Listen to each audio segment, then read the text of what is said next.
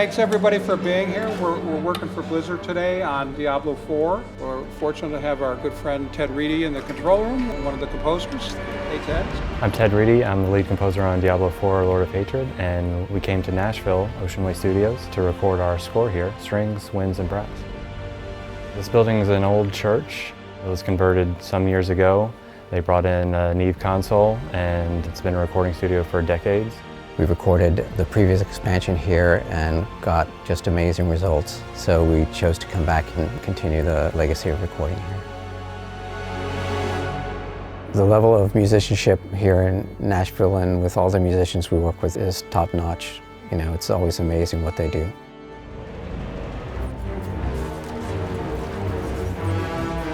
When we record, we stripe the musicians, which is we record them in separate groups. We record the strings separately, the brass separately, the woodwinds separately. It enables us to mix the music differently.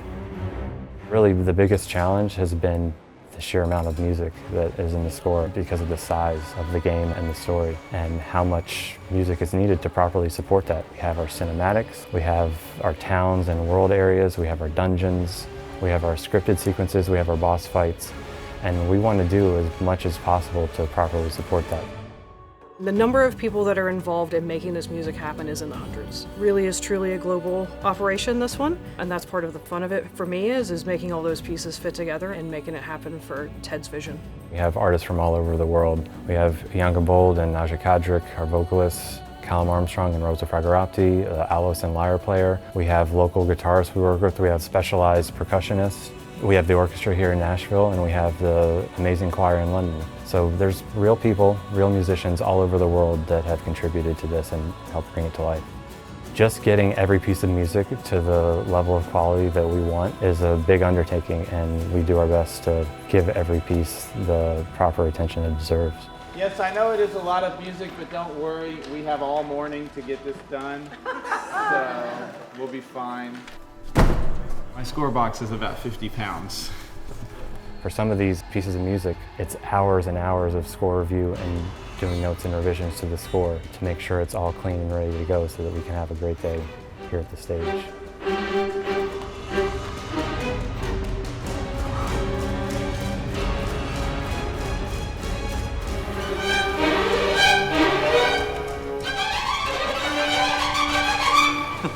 Perfect. Nailed it. That wasn't good until there. Yeah. Or do you think another take through? Yeah, let's grab one more of that. Page right over and mix some Bartok string quartets. A sample orchestra, a fake orchestra is often very flat sounding. You can do a lot of work to try and make it sound like the real thing, but it just never comes close.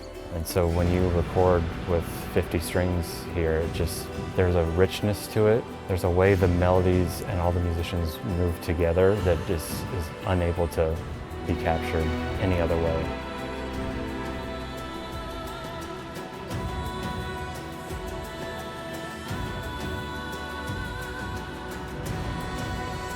Early on, Ted spent a lot of time planning what he wanted to do creatively for this expansion.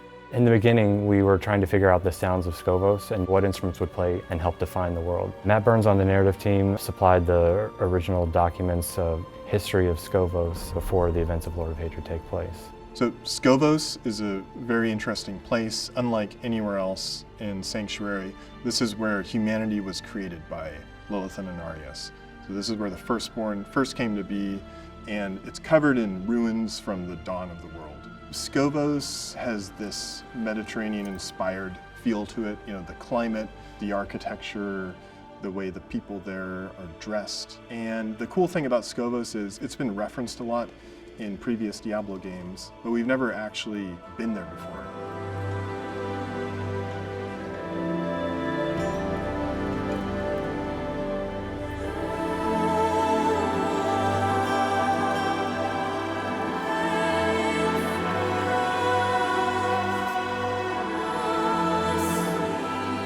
Has this quality of something ancient, right? Something from a different age. So it should feel grand, it should feel sacred. And these are some of the early emotions that we started working with. So I have this very large template where I start sketching out ideas for the whole score. A large portion of the campaign takes place in each one of these zones, and so each one needed its own fully developed piece of music. Skobos is ruled by two people. One is the Amazon Queen, her name is Adriona, and one is Oracle Sira. You know, the Amazons have always been a part of Diablo, and now that we're visiting their home region, really wanted to do justice to that group. As these central characters are so prevalent in the story, Derek and I wondered if it would be cool to sort of represent them in an abstract way. Two unique vocalists for the Oracle and the Amazon. Amazon Queen Adriona, she's more of a military leader. She's out there in the public, walking through the streets, helping people, giving speeches. And Oracle Sira is more of a spiritual leader in Skobos.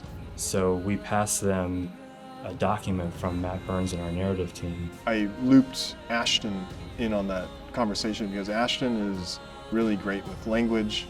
So, for example, areas in the languages, which is classical, feel like the call to crack song. So they used this document that essentially had words and syllables and even poems that would be inspiring for them to create lyrics from. That helped me tremendously there, allowing Úyanga and me to come up with the lyrics ourselves. From there, we created and sang in a mythic vocal language that felt ancient, maritime, and rooted in the story of Skobos. So in many cases you have both of them singing on the same track and they're matching what each other has said, even though they're recording in their own home studio, and it just comes together to create something amazing.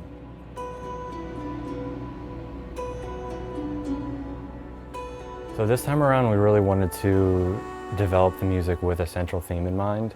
What is the theme that holds all of Skobos together? And it really comes down to the firstborns.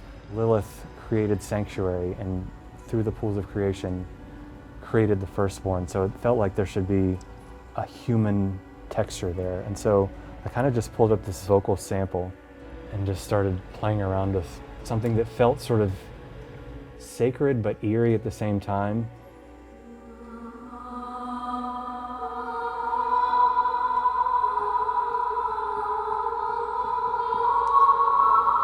You know, just sort of things like that. Úyanga then went and recorded this, but this is what ended up being the final rendition of that.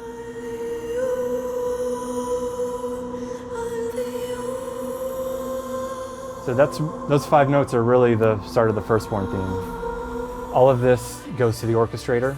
The orchestrator turns all of this MIDI data into actual sheet music and an actual score that the conductor conducts and that all the different sections of the orchestra play and that the choir sings. So we chose Air Studios. We've worked at Air now for many, many years. We've worked with London Voices, our choir, for many, many years now. The sound of the hall is a pretty integral part of the sound of Diablo. They sound amazing. They sight read incredibly well. They have an amazing choirmaster, huge space, a huge sound, and the choir sounds beautiful there.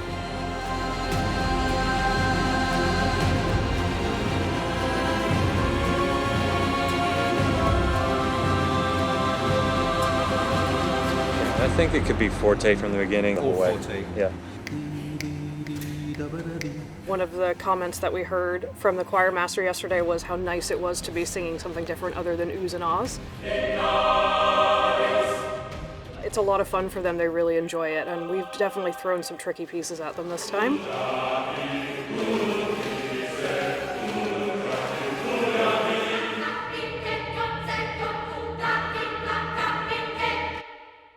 Yeah, that was cool.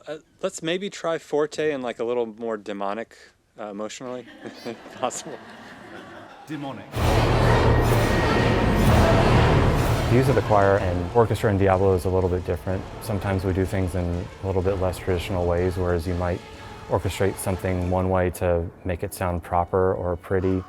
We'll change a note or do things a little bit differently to make it slightly uncomfortable, and that's okay here because we want to impart that sense of tension and discomfort.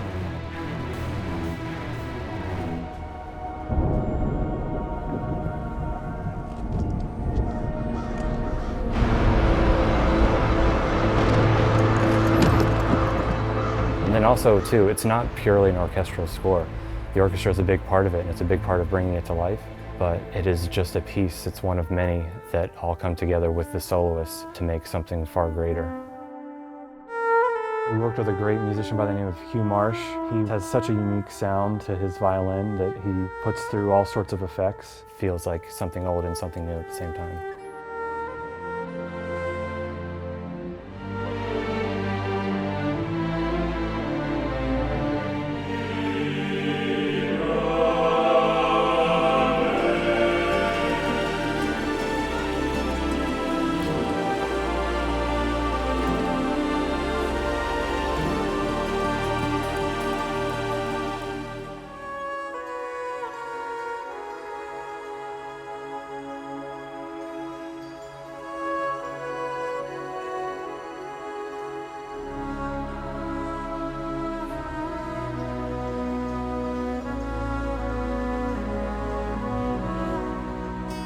With the guitar and woodwinds being such important instrument families to Diablo, we wanted to figure out a new, interesting way to do that. For Scovos being in and around water, we felt like we wanted to have a watery version of woodwinds, which we haven't really done before. The Aulos is sort of a very unique instrument, one that I had never really heard of before but came across, and it has a really interesting sound. And researching this instrument, we found a player by the name of Callum Armstrong. This ended up being the perfect wind instrument sound for this iteration of Diablo. And then so we're always looking for a sort of plucked string instrument to evoke the same feelings that the original guitar did in Tristram, but we're in a new area, and so what is that stringed instrument? Callum had a friend by the name of Rosa Fragorapti, who is an amazing lyre player. That initial connection of finding the right musicians led to recording sessions where we conceptualized the first music.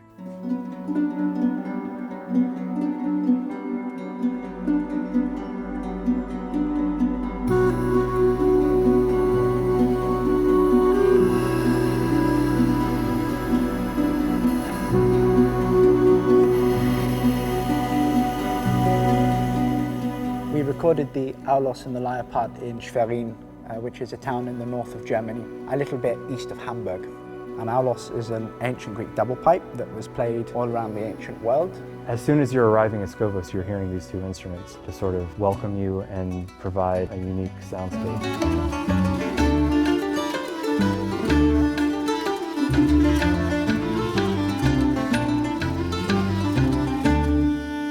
So you can strum, you can produce harmonics, you can also produce harmonics with the fingers, and you can also alternate plectrum and fingers.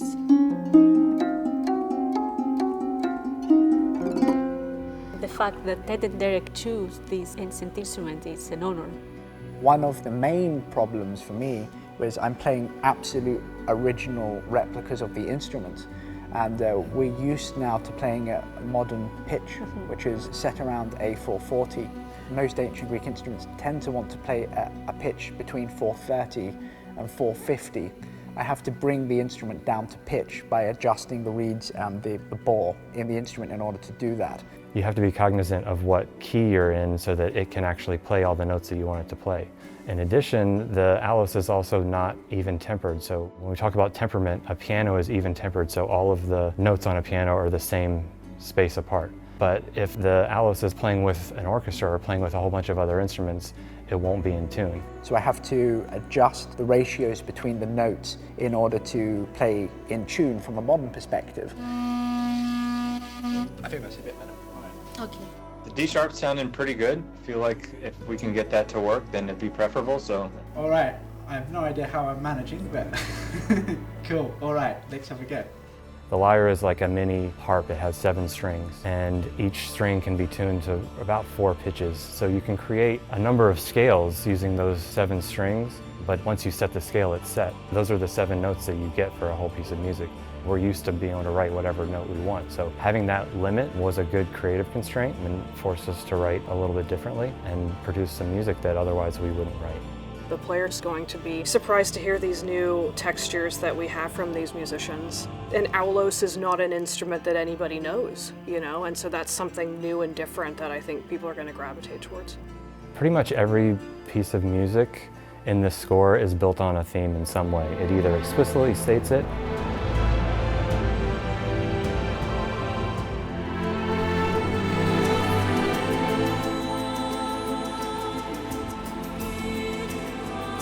or if not, it's developed or played upon in some way. And so even a lot of the boss music that we have is riffing off of Mephisto's theme, or riffing off of Lilith's theme even. We always like to pay homage to older themes, especially those little snippets of Matt's music, Matt Ullman. We carry through in all of Blizzard's music, we carry those through lines of musical themes.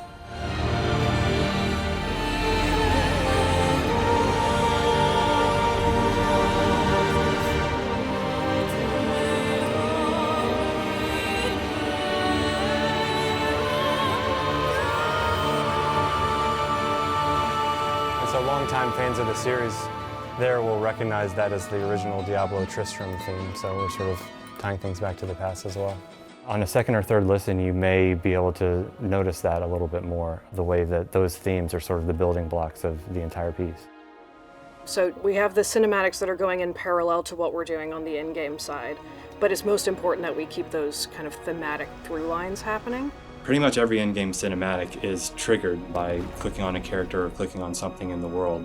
And so we've tried more than ever to make that a seamless experience from what's happening currently in-game to the cinematic.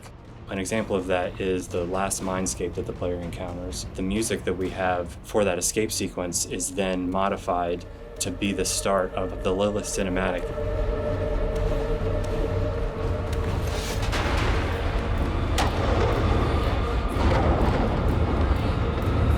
When you're experiencing this, it kind of feels like a seamless interactive experience, musically and narratively. All these little markers here are the important things that happen in the scene. So it's sort of a guideline visually as I'm improvising notes against the scene. I also know when those moments are going to happen, so it sort of like gets me ready to play something new or different.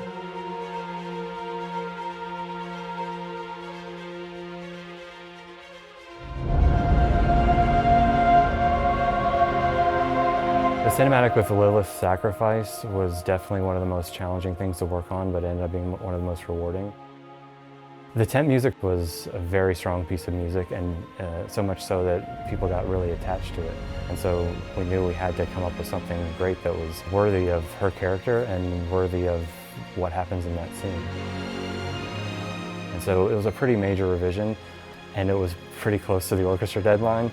So we sort of had to do this quick revision of a very major scene, and it was a crazy day, but it worked, and it was one of the most rewarding pieces of music to work on because it's her theme, it's her character in its full glory, and it was fantastic to hear the musicians play it today.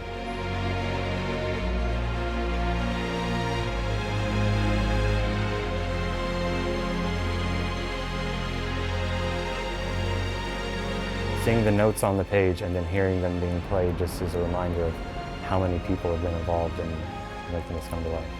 Like flat, switch back. Yeah, big difference. All right, that's good. We're very lucky to be able to record with such talented people and such talented musicians. It's also just great to hear what Ted starts with and then hear where we get to at the end. That's really special. Pretty amazing to see the entire project come full circle, and what started off as something very small then goes global to all of these amazing musicians, and then comes back and then goes into the game for our players and fans to enjoy. It's amazing to think how important it is to bring this ancient instrument to have part in the modern gaming world. Very important for them to continue to shine. So there's quite a number of steps, and it's a long process to make it from start to finish before it reaches the player. When we sit alone in our studio and come up with things on the computer, it's an impression of what real people create. And it can give us an idea of what something might sound like, but nothing replaces what this group of people can do here. And when I listen to the sonic result of all this, my voice no longer feels like it belongs to me. It becomes part of the world itself, like being absorbed into something vast and mythical. Singing with orchestra is one of my favorite things. It's one of humanity's most beautiful collective efforts. In a world where everything is seeming to be more and more AI and computer generated, this is real. 100 people coming together to make something amazing.